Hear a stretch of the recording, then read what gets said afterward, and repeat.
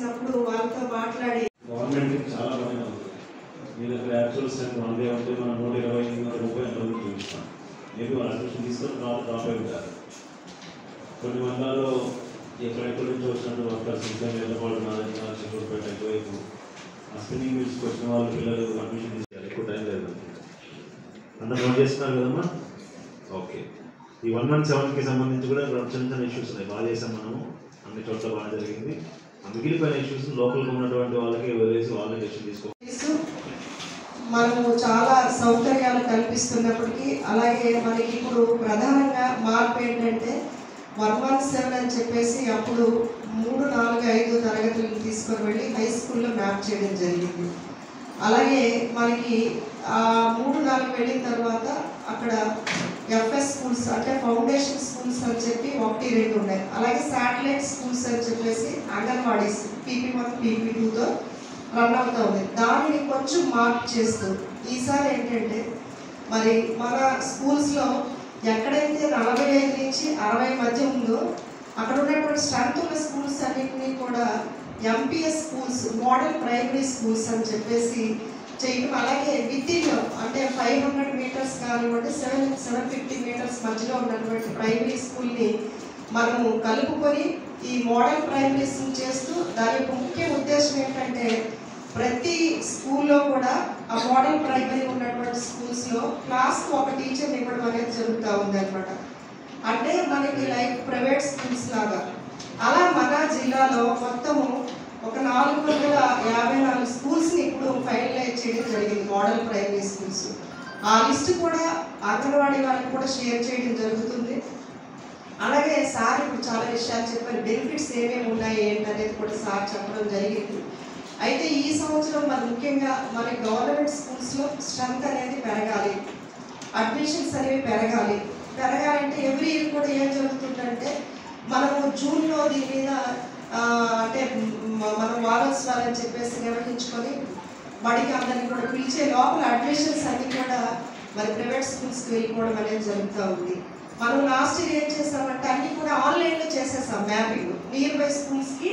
అంటే ఇప్పుడు ఇందాక మనం చెప్పుకున్నట్లు PP1, PP2 పిల్లలు అందరూ కూడా ఫస్ట్ క్లాస్, అలాగే ఇందాక చెప్పుకున్నట్లు సెకండ్ క్లాస్లో ఉన్న వాళ్ళని థర్డ్ క్లాస్కి, అలాగే 5th ఉన్న వాళ్ళని 6th క్లాస్కి నియర్ బై హై స్కూల్కి, అలాగే మనం 7th ఉన్న దగ్గరేమో 8th క్లాస్కి హై స్కూల్స్ నియర్ బై ఉన్న వాటిని, అలాగే 8th ఉన్న వాళ్ళకి 9th ఉన్నటువంటి స్కూల్స్కి ఆన్లైన్లో మ్యాపింగ్ చేసాం. ఆన్లైన్లో మ్యాపింగ్ చేయడం వల్ల ఏమైందంటే జూన్లో పిల్లవాడు ఫిజికల్గా వచ్చేసరికి పిల్లవాడు ఎక్కడ కనపడలేదు మనకి. వాళ్ళు వెళ్ళి ప్రైవేట్ స్కూల్స్లో చేరిపోవడం, తర్వాత వాళ్ళందరూ కూడా చాలామంది డ్రాప్ బాక్స్లో రావడం జరిగింది. ఎందుకంటే వాళ్ళు మన దగ్గర టీసీ వదిలిపెట్టేసి ప్రైవేట్ స్కూల్స్లో మీరు టీసీ ఇవ్వకపోయినా పర్వాలేదు మా దగ్గర జాయిన్ అవ్వండి అని చెప్పేసి అట్లా అనమాట చేయడం వల్ల తర్వాత డ్రాప్ బాక్స్ పెరిగింది.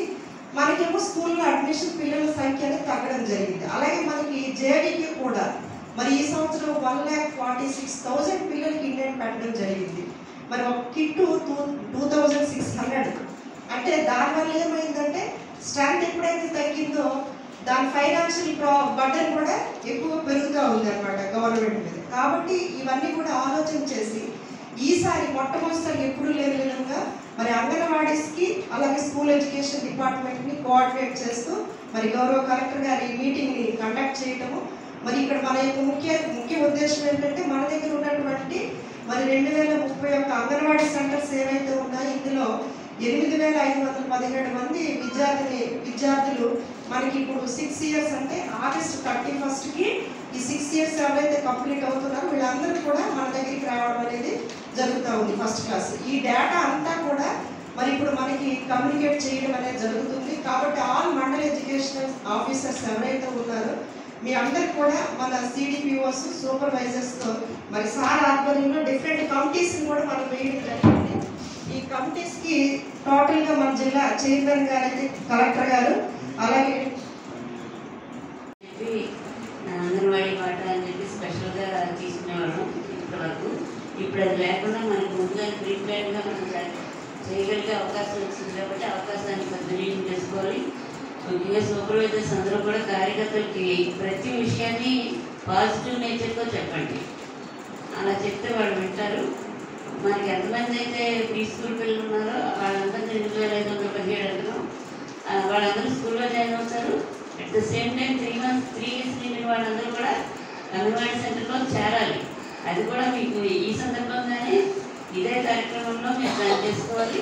అలాగే మనకి ఇవాళ నిన్నటి నుంచి పోషణ పకోడా కూడా మొదలుపెట్టారు 22వ తారీఖు వరకు. 1000 డేస్ కేర్ దాంట్లో ప్రధానంగా మనం చెప్తాం కాబట్టి ఆ బెనిఫిషరీస్ కూడా ఎక్కడున్నా సరే ట్రేస్ చేసుకుని ఈ అవకాశాన్ని ఎన్నింటికి వాడుకోవచ్చో అన్నిటికీ ఫ్రూట్ఫుల్గా వాడుకోండి. ఎందుకంటే 12 వరకు అంగన్వాడీ సెంటర్ కాబట్టి మిగతా టైం అంతా మీకు పనిచేసుకోవడానికి అవకాశం ఉంటుంది. ఇంకొక విషయం మీరు గమనించాల్సిన ముఖ్యమైన విషయం ఏంటంటే 2 days నియోజకవర్గ స్థాయిలో మీటింగ్స్లో కలెక్టర్ గారు కూడా మాతో పాటే ఉండిపోయారు 3 వరకు. మాకే పని చేసుకోవడానికి ఇంత కష్టంగా ఉంటే ఆయన స్థాయిలో ఎంత కష్టమైనా సరే మళ్ళీ మీటింగ్ పెట్టి మనకి మంచి డైరెక్షన్ ఇచ్చారు. డిఈఓ గారు చెప్పినట్టు ఎక్కువ చెప్పే పరిస్థితి ఏం లేదు. ఏం చేయాలో చెప్తున్నారు కాబట్టి దాన్ని పర్ఫెక్ట్గా చేయండి. నెగిటివ్ అప్రోచ్లో మాత్రం ఎలా పని చేసినా ఉంటుంది లేదు, అలా చేయొద్దు కూడా. ఎందుకంటే మనం ముందు తరం వాళ్ళు బాగా చేశారు కాబట్టి మనం ఇంకా దీన్ని ఇలా కంటిన్యూ చేస్తూ మనం లీడ్ చేస్తున్నాం. మన తర్వాత తరం కూడా మనం చేసిన పనికి వాళ్ళు కూడా ప్రతిఫలాన్ని అనుభవించారు. వాళ్ళు కూడా అంత బాగా మనం చేయగలగాలి. ప్రీ స్కూల్లో ఉన్నంత మెటీరియల్ ఏ కాలేజీలో నేను చూడలేదు. నేను మా పిల్లల్ని ప్రీ స్కూల్లో పంపించాను. సో మీరు మీ మదర్స్ చెప్పడంలో ఫెయిల్ అవ్వద్దు ఎవరు కూడా. ప్రతి సూపర్వైజరు ఒక టార్గెట్ ఫిక్స్ చేసుకోండి, కార్యకర్తలు టార్గెట్ ఇవ్వండి, ఎంతమందిని జాయిన్ చేయాలో అంతగా జాయిన్ చేయాలి. అది నేను ముఖ్యంగా ఈ సందర్భంగా చెప్పదలుచుకున్నాను.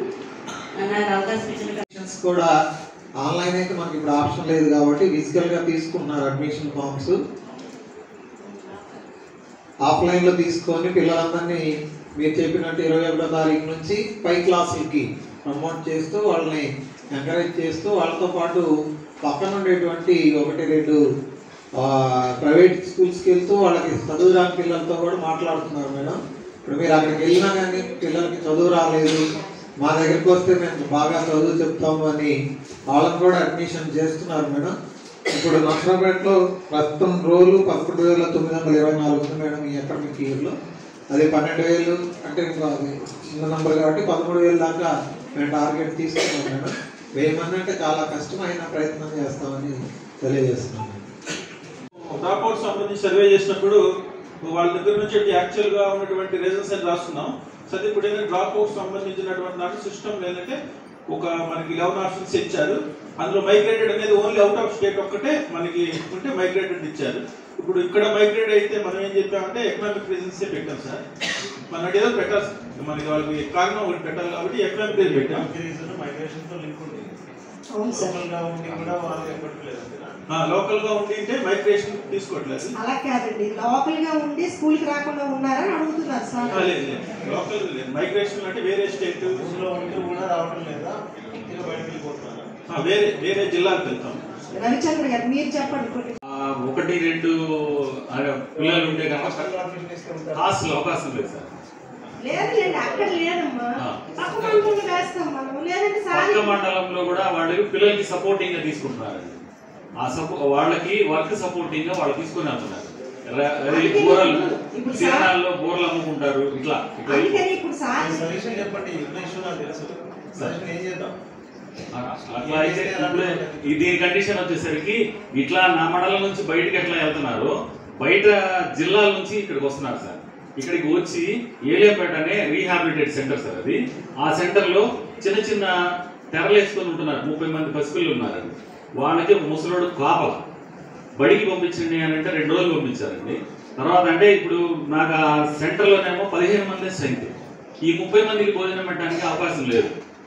అంటే అట్లాంటి కొన్ని చిన్న చిన్న అది చూద్దాం. ఇప్పుడు ఎందుకంటే మీరు చెప్పింది కరెక్ట్. అక్కడ టెంట్ వేసుకుని పిల్లలు తిరుగుతుంటే మన పిల్లలు అని చెప్పి పేపర్లో వేస్తూ ఉంటాడు మన జిల్లా వాళ్ళే.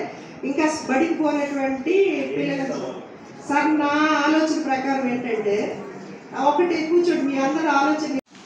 లాస్ట్ ఇయర్ మీద అడ్మిషన్స్ ఇయర్ తగ్గడానికి లేదు, అదొక్కటే అజెండాలో పెట్టాను. రెండవది అంగన్వాడీస్కి సంబంధించి 0 to 6 years పిల్లలు ఆధార్ ఎన్రోల్మెంట్ ఒకటి, అట్లాగే అంగన్వాడీస్ నుంచి పాస్ అవుట్ అయిపోతున్నారు. 6 years దాటిపోయిన పిల్లల్ని మన ఫస్ట్ స్టాండర్డ్లో జరిపించే విధంగా కోఆర్డినేషన్. ఈ అంశాల మీద మనం మాట్లాడుకుందాం. సో మీ కమిషనర్ సార్ కానీ సెక్రటరీ సార్ కానీ ఏదైనా మీ వీసీలు పెట్టినప్పుడు మీటింగ్ పెట్టినప్పుడు వాళ్ళు రిపీటెడ్గా చెప్తుంది మన గవర్నమెంట్ స్కూల్స్లో ఎన్రోల్మెంట్ తగ్గిపోయింది. నెంబర్ వైజ్ ఫిజికల్గా ఎట్లా ఉందనేది మనం అనలైజ్ చేసుకున్నాము. నెంబర్ వైజ్ అయితే తగ్గిపోయిందని చెప్తున్నారు. సో ప్రతి ఎంఈఓ దగ్గర నేను ఇప్పుడు అడుగుతున్నప్పుడు నేను ఎక్స్పెక్ట్ చేసేది మీ దగ్గర లాస్ట్ ఇయర్ ఎన్రోల్మెంట్ ఎంత ఉంది, ఈ సంవత్సరం ఎంత ఉంది, నెక్స్ట్ ఇయర్కి ఎంత ఎక్స్పెక్ట్ చేస్తున్నారు, ఈ 3 పాయింట్లు చెప్పాల్సి. 22-23లో ఎంత ఉంది, 23-24లో ఎంత ఉంది, నెక్స్ట్ ఇయర్కి ఎంత ఉండొచ్చు, లోకల్ ఉన్న పరిస్థితులను బట్టి మీకు తెలుస్తుంది ఎంత ఉండొచ్చు అనేది. అది క్లారిటీతో నేను ర్యాండమ్గా కొంతమంది నిలుస్తాను, అందరితో మాట్లాడాను. టైం లేదు కాబట్టి 11:30కి తీసుకుని మీ సపోర్ట్ అవసరం కదా, అది మీరు ప్లాన్ చేయాలి. రెండవది లెర్నింగ్ అవుట్కమ్స్ ఇంప్రూవ్ చేసే దాంట్లో మనం చిన్న మీటింగ్స్ తయారు చేద్దాం. బేసిక్స్ తయారు చేసి మనము సో 5th నుంచి 6th ఎంతమంది వెళ్తున్నారు, 9th నుంచి 10th వెళ్తున్నారు, వాళ్ళు మాత్రం ఇస్తారు. 2 ప్లాన్ చేసుకోండి. పీడి గారు మీరు మీకు ఇచ్చిన టాస్క్లు క్లియర్ ఉన్నాయి, అవి మనం క్లిక్గా చేయాలి. దాంట్లో మాట్లాడతారా?